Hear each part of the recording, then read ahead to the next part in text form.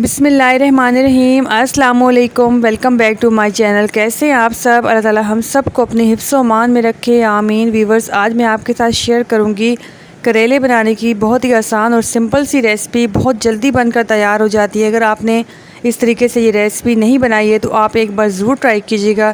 तो चलिए शुरू करते हैं हमारी आज की रेसिपी।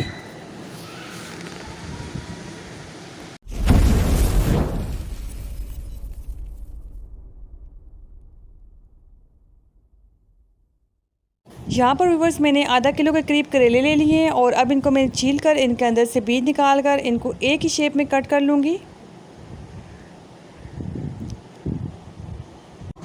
तो व्यूवर्स करेलों की मैंने कटिंग कर ली है। हमने बहुत ज़्यादा बारीकी से इनकी कटिंग नहीं करनी है क्योंकि जब हम करेलों को फ्राई करते हैं तो ये सिकुड़ जाते हैं। ये आप देख लें, आपने साइज़ को इतना रखना है। और अब मैं इन पर नमक लगाकर इनको आधे घंटे के लिए पानी भिगो कर रख दूँगी। तो बस आधे घंटे के बाद मैंने करेलों को बहुत अच्छे से मसल कर धोकर एक छन्नी में डाल लिया है ताकि इनका पानी खुश्क हो जाए और इनको मैं अच्छे तरीके से फ्राई कर सकूं। तो व्यूअर्स, कढ़ाई में हमने तेल को गर्म कर लिया है। आपने तेल को हमेशा बहुत अच्छे से गर्म करना है करेले फ्राई करने से पहले, क्योंकि अगर हम ठंडे तेल में करेले डालेंगे तो वो नरम पड़ जाएंगे। और व्यूअर्स, हमने करेलों को बहुत ज़्यादा डार्क कलर नहीं देना है, बल्कि हमने इनको मीडियम कलर देना है, ना बहुत ज़्यादा डार्क और ना ही ये हरे नज़र आए। हमने इनको जस्ट मीडियम कलर देना है। तो ये देखें व्यूअर्स, करेले हमने फ्राई कर लिए हैं। आप देख सकते हैं मैंने इनको बहुत ज़्यादा डार्क कलर नहीं दिया है। अब हम इनको साइड पे रखेंगे और करेंगे नेक्स्ट स्टेप की तैयारी। यहाँ पर व्यूअर्स कढ़ाई में हम 1 कप कुकिंग ऑयल ऐड कर लेंगे और उसको गर्म होने देंगे। उसके बाद मैंने यहाँ पे 2 मीडियम साइज़ की प्याज लेकर इनको स्लाइस की शक्ल में कट कर लिए। हमने इनको हल्का सा ब्राउन करना है। यहाँ पर व्यूअर्स प्याज जो है वो लाइट ब्राउन हो चुका है। अब इसमें हम ऐड करेंगे 2 चम्मच के करीब लहसुन अदरक का पेस्ट। और पेस्ट ऐड करने के बाद हमने इसको बहुत ज़्यादा डार्क कलर नहीं देना है, जस्ट इसकी स्मेल हमने ख़त्म करनी है। तकरीबन 1 मिनट तक हमने इसको फ्राई करना है। और मेरी आप तमाम देखने वाले से रिक्वेस्ट है, और जो मेरे चैनल पर नए हैं मेरे चैनल को सब्सक्राइब करें, मेरी वीडियो को लाइक किया करें और फुल वॉच किया करें। और जिन्होंने किया हुआ है उनका बहुत बहुत शुक्रिया। तो व्यूअर्स 1 मिनट गुजर चुका है। अब हमने क्या करना है, अब हमने इसमें टमाटर ऐड करना है। तो यहाँ पर मैंने 2 मीडियम साइज़ के टमाटर लिए हैं और इनको कट कर लिए। आप किसी भी शेप में कट कर लें।